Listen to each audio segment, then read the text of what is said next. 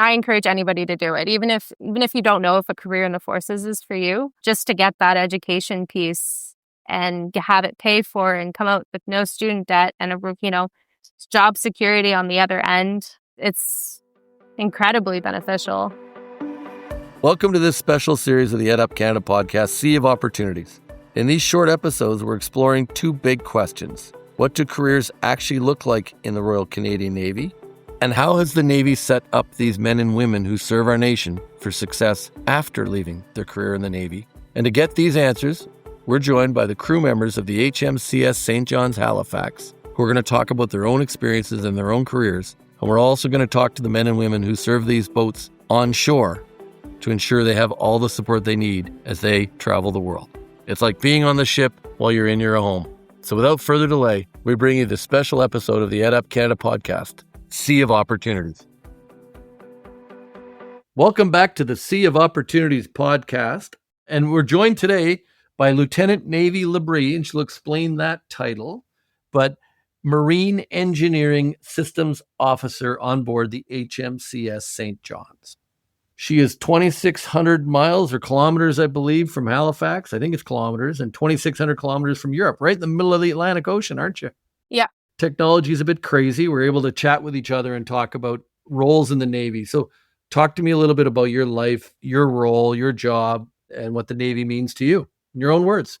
So my job currently as the assistant head of department is to help the head of department in managing and running the Marine Systems Engineering Department. So we take care of everything and anything that makes the ship float and move. So all of the machinery system. We have a department of about 50 people on board.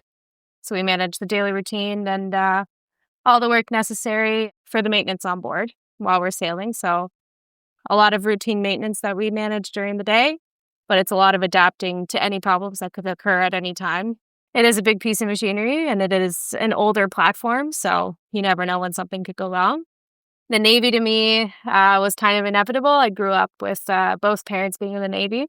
So as soon as I found out that they had a paid education program, that was my last kind of, okay, I'm definitely joining and I know what I want to do. So they paid for my entire undergrad, they paid for my master's degree, and I'm able to travel the world while I work. So it's a pretty sweet gig. That's fantastic. And we've been chatting about that because it's not about what level of education you went through. It's about the skills needed on board. And there's people who've gone through career colleges, community colleges, universities, or have been trained by the military themselves, right? Absolutely.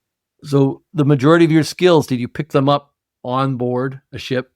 Definitely. I have quite a bit of education in my repertoire, but nothing's really going to teach me about being on a ship and adapting to the life here, in Moncton, where I went to university. So there's a lot of adapting and using my knowledge and my skill set to just kind of learn as I go. You learn something new every day.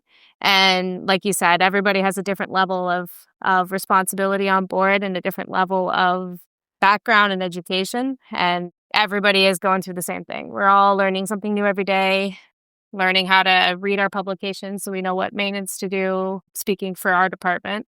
But everybody has so many different skill sets that they bring to the table that the whole combination just makes it work really well. We have a really great department on board, and you're living with 200-something people. So you want a good department that flows good together, and that's what we have for sure. So I'm going to word this carefully. You're a Canadian on board serving in the Navy, but you're a woman on board serving in the Navy. And what has that career been like for you? And I was surprised when I was on board just how many women were actually on board the ship as well. It's a growing percentage. It is. I've been in the Navy for about 9 years now, and I've seen it grow just in my 9 years. My mom was part of the first cohorts of women on board the ships at all back in the 90s. So it's definitely come a long way. It is still a male-dominant environment. That's the reality of it. But there's plenty of room for women. And honestly, it's a great environment to work in. I'm the only female in my department. So it's definitely in my specific trade. We don't have many women, but I've even seen that grow. And yeah, there's really no difference to the life on board for us women versus the men. It's all very equal. It's all very great. And you're on joining us today to talk about your job because of the job you do. But I think it is important to stop for a moment and recognize that there are a lot more opportunities now than there used to be. And you would encourage more women to sign up and join the Navy and take on these roles, wouldn't you? Absolutely. It's no secret that there's been its fair share of issues of women in the forces. And, there's a lot of women who have broken that glass ceiling and have had to fight that fight for us to come in and be able to have a good environment and a comfortable environment to do our jobs. But that's only going to continue happening the more women we can get to join. So I encourage everybody to do A it. female chief of defense staff is a great moment in our country's history. So let's get back to the job, though, because that's why you're there on board. Everything you do is crucial, isn't it? Every job in your team is crucial to keep that ship moving forward in the right direction. What's that teamwork like on board? It's a 24-hour day job, isn't it? It is, yes. So we have a constant rotation. Our whole plant is manned 24 hours a day. So for us managers, we have a regular workday schedule, but we can't be up 24 hours a day. So it takes a lot of trust in your team, and it takes a lot of good communication and instilling that confidence between the different levels of management. Our team does a fantastic job here, so you can rest easy in the evening knowing that everything's being taken care of and you can trust your group. And You're a long ways from help. yeah, exactly. You are a long ways from help right now, aren't you? Yes, we're a little far. A little far. I always ask, do you have a second job on board? Because when I was on board, that's what struck me is how many, you don't have a job. You've talked about your job, but what's your second job?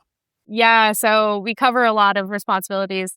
Mainly, my actual primary job is to train and to be a trainee to eventually become a head of department. So I have a lot of packages to complete and training to complete. So that takes up a lot of my time. I'm also the unit environmental officer. So everything to do with where are we sailing, what kind of restrictions there are in the world, our waste management, making sure that we follow all of our rules and awareness piece and training on board. So I have a couple roles.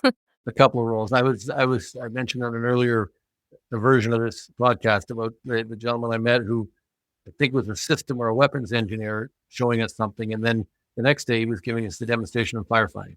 Yes. And the cook that I met was also dealt with injuries. When something happened, he was one of the people who would help deal with people who were injured. Yeah. So on top of everybody's daily routine, we have a number of special teams on board. So everybody has a role when there's an emergency, a fire, a flood, like an injury, a casualty. So yeah, everybody has a secondary role. So everybody, as soon as the alarm goes off, everyone knows where they're supposed to go. And that little mindset of, okay, well, now we have one job and it's to fight this fire. Everybody's a trained firefighter on board. We all know how to fight floods on board. So there's a lot that goes to just simply living on the ship. It's definitely a hard job, a tasking job, but very rewarding. I want to touch on one last thing because you've got a unique perspective. You went through the Navy education benefit. You enlisted and then went and got educated and they took care of that for you. Can you explain that a little bit? Because that's an incredible opportunity for someone. It is. I joined, I was about halfway through my university degree because I wasn't aware of the program before. Your mom and dad didn't tell you? My mom wasn't in anymore, but yeah, no, me and my dad had a bit of conversation about that. No, it's and I encourage anybody to do it, even if you don't know if a career in the forces is for you, just to get that education piece and have it paid for and come out with no student debt and job security on the other end. It's incredibly beneficial. So yeah, the program, they pay for your education and then in return, you owe them time serving in the forces. So for every month they pay, you owe 2 months. And then further down the line, if you choose to specialize in a certain field, there's opportunities to progress your education as well. So that's what I did. I was able to do my postgrad degree at the University of British Columbia in naval architecture. And that was completely paid by the military. And now I can use my skill set for the military, and it gives me new opportunities. And perfectly designed program. The Navy benefits, you benefit, and we get a brave Canadian willing to serve. So talk to me a little bit about, is there anything else that you wanted to get across to people while you were here today? If you're worried at all about joining, or if you're scared at all about joining, obviously, especially for women, but goes for anybody. there's a lot of resources out there to ask your questions and to talk about it because, as we said, there's so many benefits that aren't being discussed that people are just not aware of. And I meet so many people at events and things where they tell me, I wish I would have joined when I was 20 or 21 or, out of high school. So ask the questions. It's, send anybody a message. We're on all the ships, all the units, everybody's on social media these days. So it's easy to get that information and get people's perspectives. So I love doing these podcasts because it can clear up some questions for sure. That's awesome. You're perfect for this. We're gonna have you back on. Anybody you want to say goodbye, say something to before we sign off? Well wishes to my family, and I miss them, and I miss my dog, and I look forward to seeing them at the end of the year after this deployment. What kind of dog? Australian Shepherd, the best kind. Oh, okay, well, I got a little miniature schnauzer that keeps me busy, but that's awesome. I'm just going to say on behalf of all of our listeners and for everybody else out there that gets a chance, thank you for your service to our country. We greatly appreciate what you do. I don't think we have enough opportunities to say those things to people who are actually out serving, doing things. So let me just take a moment and wish you fair winds and following seas and a safe journey as you head over and safe back in 6 months. Thank you very much. Thanks for listening to this special episode of the EdUp Canada Podcast, Sea of Opportunities. If you like this episode, I hope you leave a review for us as it helps more people to discover the show. If you're interested in a career in the Navy, you can click on the link in the show notes to learn all about the Naval Experience Program. Thanks for learning with us.